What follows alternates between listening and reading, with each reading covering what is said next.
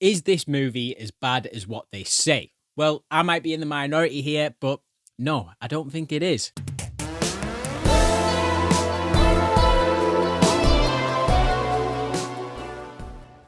Welcome back to the channel, folks. Right, this is going to be my non-spoiler review of Joker Folie, Deux. I will be doing a spoiler section at the end of this video, but I'll give you plenty of pre-warning before we get into that little bit. But to fully understand why I do like this film, I'd stick around for that bit. So before we get into this new Joker film, I think it's best I lay my cards out on the table and tell you how I feel about that first movie. As a huge Batman fan, I was extremely happy when they announced a Joker origin movie. I was like, my God, where the hell is this movie going to go?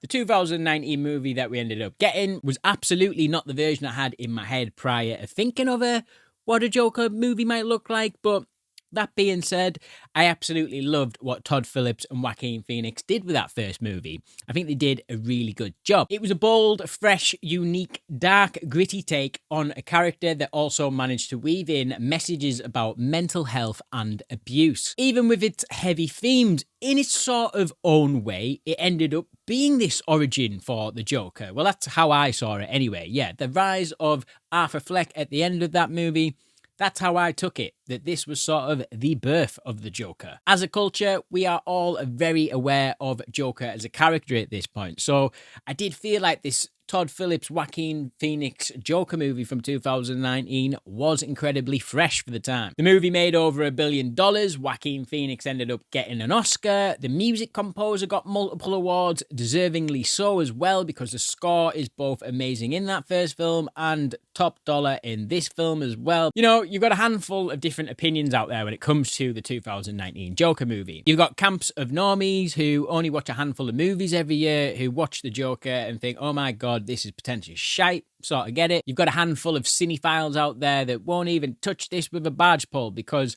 yeah, it's basically just a Martin Scorsese movie dressed up with DC characters. Which, in fairness, it sort of is, because it is massively borrowing from Taxi Driver and King of Comedy. My opinion on it is, though, while it is a lot like them previous mentioned films, you know, which doesn't make it that fresh to the cinephiles out there, for a comic book movie, I think it feels extremely fresh. I think however polarizing that first movie is to people, no one can disagree it was a major success, and it ended up being a little bit of a cultural phenomenon. There's absolutely no question that Warner Brothers were not going to dump a load of cash on Todd Phillips and Joaquin Phoenix's front porch. It was always going to happen. This sequel was always going to happen. Did it need to get made? Not necessarily. That first movie could have worked on its own. So initially, I was one of the people crying when it got announced it was a musical and it was going to feature Lady Gaga. I didn't like either choice, to be honest. I was like, why does this need to be a musical? And, you know, I'm immature, guys. I just don't like Lady Gaga's music. So I was like, boo. But then again, House of Gucci wasn't really like massively impressed by that performance in that film from Lady Gaga. I know it's got its lovers out there, but musicals aren't my thing. You know, I like Rocky Horror Picture Show as much as the next person, but from the music we got in that first movie, I knew this wasn't going to be anything like that. With the trailer being released over the last year, like, I started to get on board with this film. I thought, you know what? The trailers look pretty good here. Gaga looks pretty good in the role. I was skeptical, but I was coming on board. Then, with the release of Joker Folie, Deux, the prior 48 hours happens, and my God, whoa.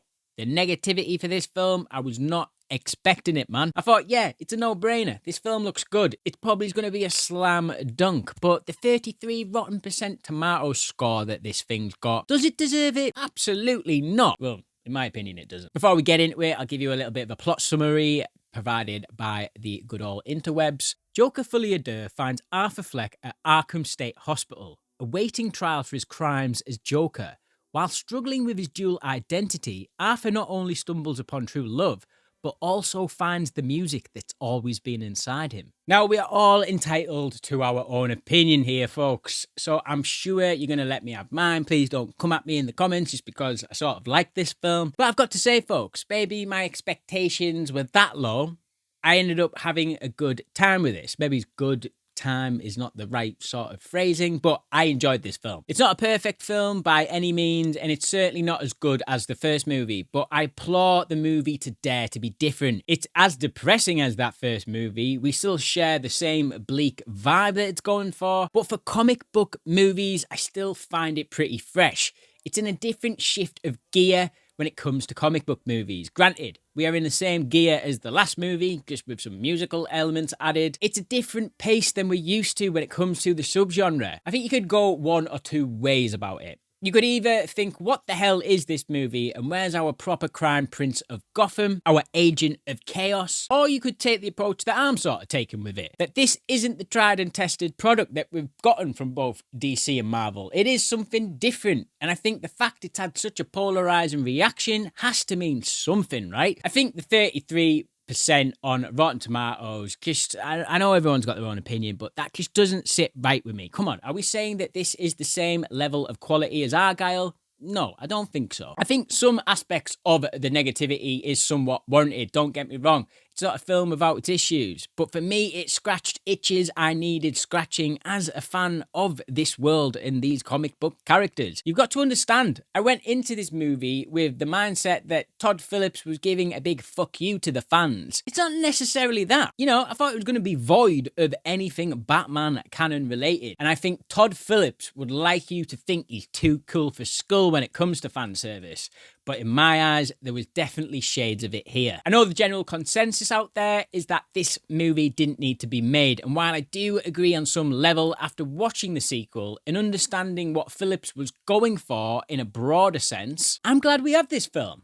I think it matches up pretty well with the first movie and tells a full, cohesive story. Todd Phillips has definitely went out of his way to tell a story that you weren't fully expecting to see here, or should I say wanted to see. You know, myself included, thought there might have been a chance that we maybe see this version of the Joker out and about causing mayhem with Lady Gaga. I know it was never going to be the criminal mastermind stuff that we're sort of used to, but I thought maybe just a more spontaneous, murderous rampage, just like we did in the first movie. But that is far from what we get here, and I'm pretty sure that this is where the problem lies. The expectations from the audience with this film were clearly not met or visualized. The trailer is a bad one to go off as well, because while it does show you what the film's going to be like, it pulls a bit of an Avengers Infinity War on us. There's a couple of shots that just were not in this movie. Where the hell is this scene of them dancing on the stairs? Essentially, the movie is One Flew Over the Cuckoo's Nest meets Shawshank Redemption meets a little bit of A Few Good People. And I only say the latter there because of the courtroom element. This film doesn't really meet the heights of greatness that them films are, though.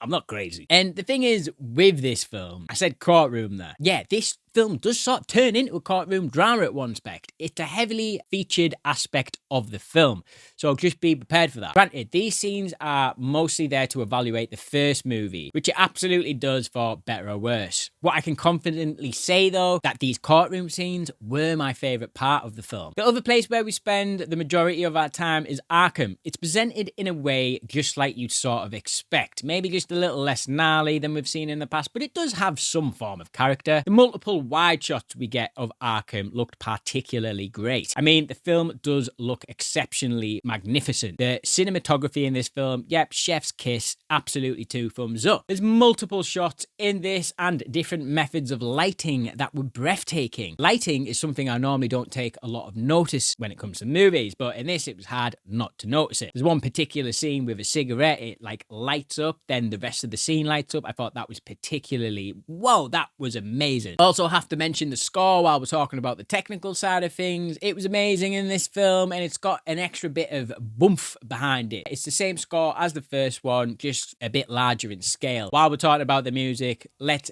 get into it, should we? Yes, folks.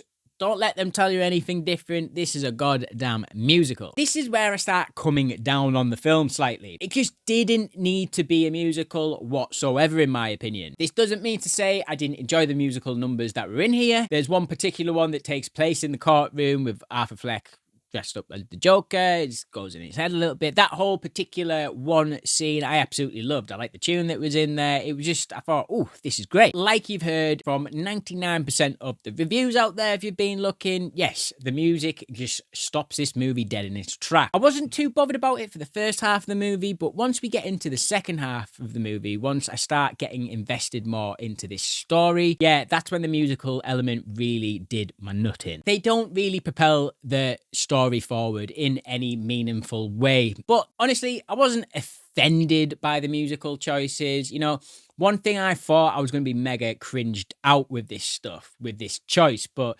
wasn't cringed out at all. They do this speaking sort of, they lead into these musical numbers by speaking, then they get into singing, and that was a choice that I did like. Joaquin Phoenix can sing. If you've seen Walk the Line, that was a great sort of Johnny Cash impression he did there. He has a more of a cracked voice here, but it works. The bum notes do work here. Gaga is being held back slightly, but there's no question she can sing. And speaking of Gaga, let's get into the performances here. Joaquin Phoenix puts in another great performance, and as Arthur Fleck, he has new levels of mental and physical abuse he has to deal with. No matter what you think of these movies, I think we can all agree he's really immersed himself into playing this character. Lady Gaga absolutely proved me wrong in this. I was skeptical at first, but after seeing this, I'm a believer. The only problem is there's really not a lot of screen time with Lee Quinzel. Brendan Gleeson in the movie was the exact bastard I thought he was going to play. Yeah, this is a security guard in Arkham State Hospital that isn't as fully one-dimensional as I thought he was going to be. Yeah, he is an absolute nightmare when it comes to Arthur Fleck, but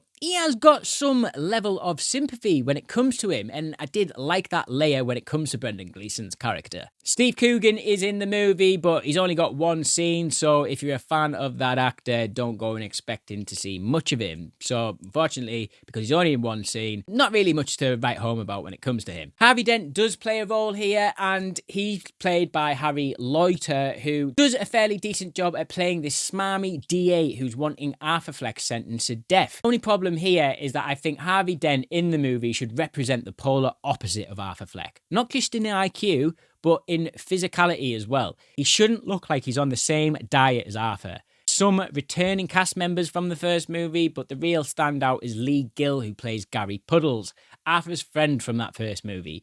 He has arguably the most heartfelt moment of the entire movie. This thing is most definitely not going to be for everyone, people. I accept that, and I am in the vast minority when it comes to this film. I'm not in love with it or anything, nor do I think it holds a candle to that first film, because I think the negativity has been so insane when it comes to the film, it might come across like I like this film more than I probably do. You know, I still just think it's got a slew of problems, including the musical element, lack of screen time with Lady Gaga, definitely too long, and the third act isn't as impactful as I'd like it to be. I do think overall the polarizing reaction to the film has been a little bit blown out of proportion.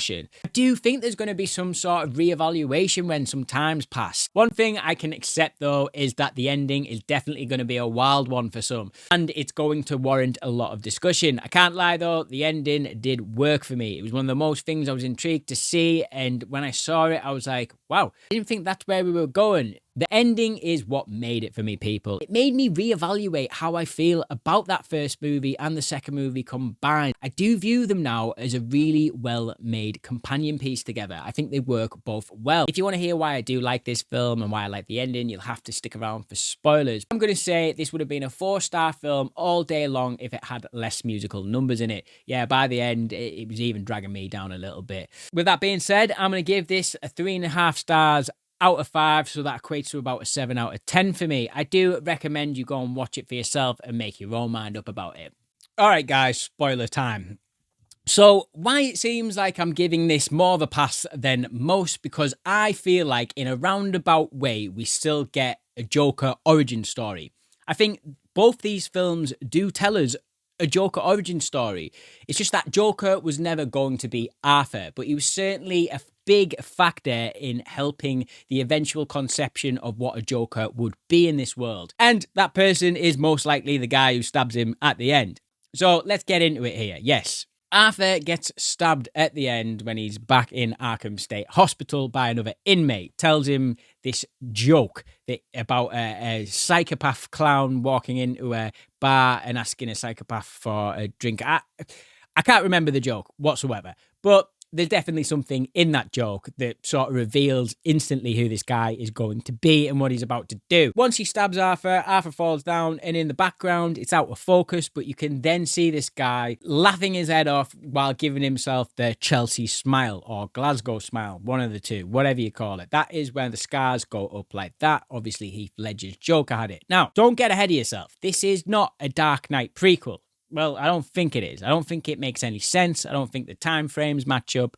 Let's not even go there. But the fact that Todd Phillips is even putting The Dark Knight and Heath Ledger's name in people's mouths when reviewing this film, my God, he's got some balls to go there. And I can totally see people not liking that ending. But for me, the ending is what makes the entire film. The fact that we see an origin of a Joker happening in the background, that was enough to satisfy my needs as wanting to see some sort of origin. We still get it. It's just Arthur isn't that Joker. He's just the guy who sort of accidentally started off the movement that would create this guy. How I looked at that end scene is like a phoenix rising from the ashes. Just not Joaquin Phoenix, that guy behind him who looks like he's about to take on the moniker of Joker. Well, that's what it looks like it's implying. For me, that just 100% worked. It made me reevaluate the first film and the second film, and I ended up having a lot of respect for both movies at that point. And that's what really bumped this score up for me when it came to this film. You know, when I'm talking about that itch that needs scratching, as a Batman DC fan, you know, I'm talking about little bits like the Harvey Dent thing. So when the bomb goes off in the courthouse, you can almost see amongst the chaos and the rubble, Dent is in the background, and the camera just goes past him once, and on the right side of Dent's face, yeah, it's all scarred and burnt up. Little bits like that, I would have thought of Todd Phillips in meetings before this film would have been like, you know what? Yeah, we're not giving the fans that at all. This is what I mean about fan service. I am a fan, and I did feel serviced. So getting into Lee Quenzel as a character, there's spoiler aspects of it. I really like the fact that we learn that she comes from a family of wealth, that she's basically been lying to Arthur and been playing mind games. Like, I do like all that stuff. It gives her layers to her character and whatnot. We learn at one point that she's got a degree in psychology, which plays into her lore from the animated show and comics. She's a Manson girl, a fangirl who only wants Arthur if he's truly got this other side to him, this bold, confident Joker personality, which the fact that Lee bins him off on them iconic stairs at this point, the place that probably is in Arthur's mind, the idea of the Joker was born, is somewhat ironic,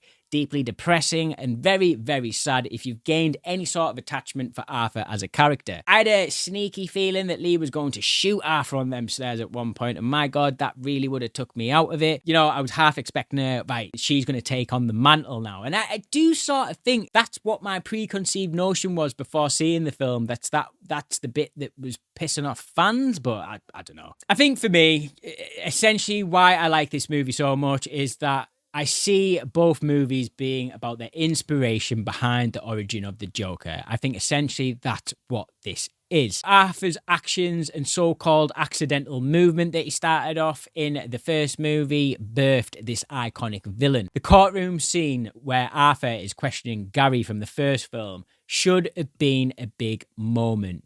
It should have been his big moment to show the world that yes, he does indeed have this other personality of Joker, but instead he's left shattered by the reality of his actions, and we see, even with the makeup, it's just Arthur. So guys, that has been my review of the Joker, Folie, Deux. I hope you've enjoyed that. Please let me know in the comments what you thought of the film. Probably fucking hated it. Sort of get where you're coming from, but I think there's something more with this film. I do think it's going to be reevaluated in the future, but we'll see. We'll see how I feel in 6 months anyway when I watch it again. Anyway, that's all I've got time for. Until next time, I'll catch you later. Bye-bye.